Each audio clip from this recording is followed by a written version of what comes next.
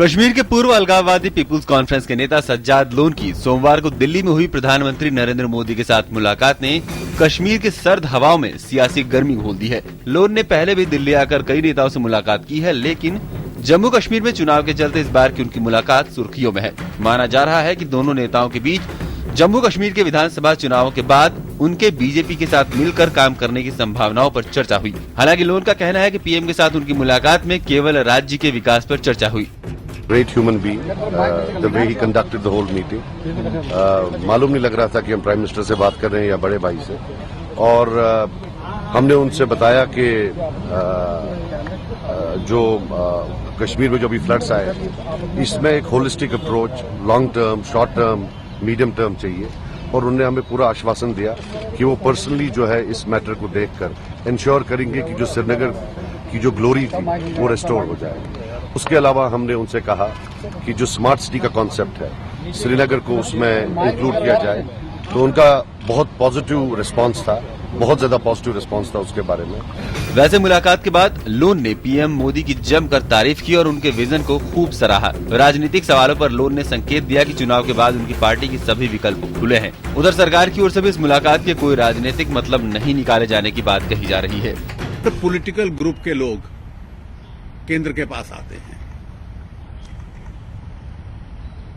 क्या वहां के मुख्यमंत्री आज तक प्रधानमंत्री से नहीं मिले? क्या वहां के पीडीपी के नेता प्रधानमंत्री से नहीं मिले? क्या कोई अन्य नेता आकर मिलना चाहें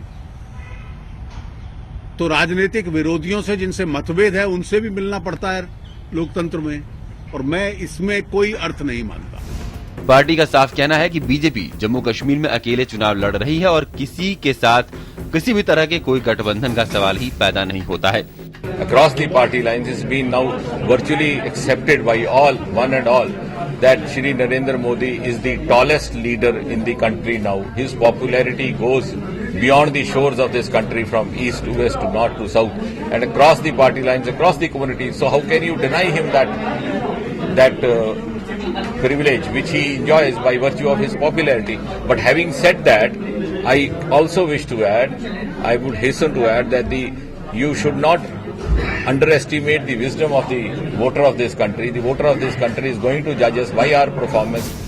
उधर बीजेपी ने साफ कहा है कि अगर अलगाववादी राष्ट्र की मुख्य धारा में शामिल होते हैं तो पीएम के दरवाजे उनके लिए खुले हैं।